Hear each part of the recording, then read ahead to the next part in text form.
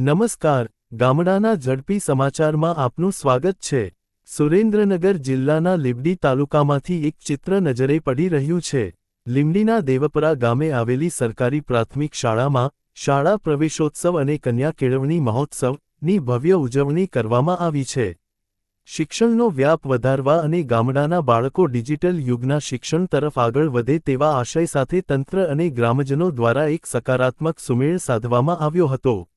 શાળાના આંગણે પ્રથમ વખત પગલાં માંડી રહેલા નાના ભૂલકાઓને કુમકુમ તિલક લગાવી મોં મીઠું કરાવીને ઉત્સાહભેર પ્રવેશ અપાયો હતો।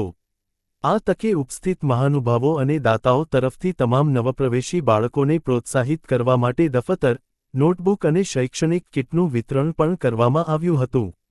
ગ્રામ પંચાયતના પ્રતિનિધિઓ, શાળાના આચાર્યશ્રી અને શિક્ષકગણે વાલીઓને ખાસ અપીલ કરી હતી કે ગામનો કોઈ પણ બાળક શિક્ષણથી વંચિત ન રહે અને ખાસ કરીને દીકરીઓને ઉચ્ચ શિક્ષણ મળે તે માટે સૌ સાથે મળીને પ્રયાસ કરીએ। સમગ્ર કાર્યક્રમ ખૂબ જ ઉત્સાહપૂર્ણ અને શાંતિપૂર્ણ માહોલમાં સંપન્ન થયો હતો।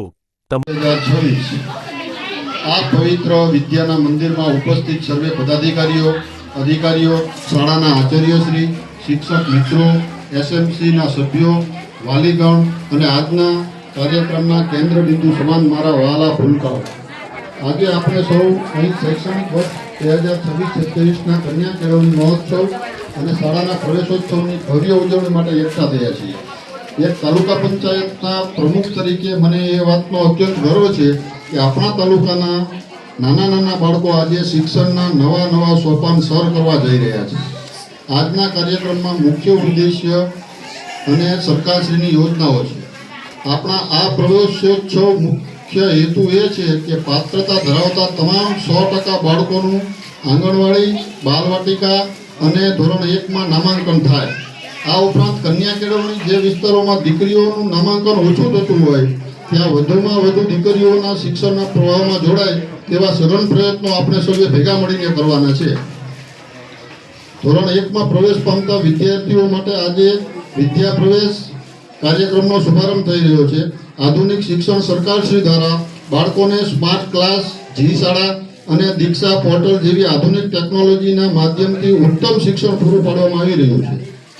વાલીઓને ખાસ અપીલ છે, મારે અહીં ઉપસ્થિત સૌ વાલીઓને નમ્ર અપીલ કરવી છે કે માત્ર બાળકને શાળામાં પ્રવેશ અપાવી દેવાથી આપણી જવાબદારી પૂરી થતી નથી। વાલીઓમાં શિક્ષણ અને કન્યા કેળવણી પ્રત્યે જાગૃતતા કેળવાય તે ખૂબ જરૂરી છે। નવા સત્રથી શિક્ષકોની સાથે વિદ્યાર્થીઓની પણ નિયમિત અને 100% ઓનલાઈન હાજરી નોંધાય તે સુનિશ્ચિત કરવાનું છે। બાળક શાળામાં નિયમિત હાજર રહે તે માટે એસએમસીના સભ્યો અને ગામના આગેવાનોની મદદથી વાલીઓએ સહયોગ આપવાનો રહેશે। આજે આપણે એવા તેજસ્વી તાલાઓનું સન્માન કર્યું જેમણે અગાઉના વર્ષમાં 100% હાજરી નોંધાવી તેમજ સીઈટી અને એનએમએમએસ જેવી પરીક્ષાઓમાં ઉત્તીર્ણ થઈને જ્ઞાન શક્તિ તથા રક્ષા શક્તિ શાળાઓમાં પ્રવેશ મેળવી ઉચ્ચ સિદ્ધિઓ હાંસલ કરી છે। સાથે જ શાળાના વિકાસમાં ફાળો આપનાર દાતાઓ, સહકારી સંસ્થાઓ, આંગણવાડીના બાળકોને લોક ભાગીદારીથી ફળો જેમ કે કેળા, ચીકુ, સફરજન પૂરા પાડનાર તમામ સ્વૈચ્છિક સંસ્થાઓનો હું હૃદયપૂર્વક આભાર માનું છું અને તેમનું સન્માન કરતા ગર્વ અનુભવું છું। અંતમાં આજે જે નાના ભૂલકાઓ શાળામાં પ્રથમ પગથિયું માંડી રહ્યા છે તેમના ઉજ્જવળ ભવિષ્ય માટે હું ખૂબ શુભેચ્છા પાઠવું છું।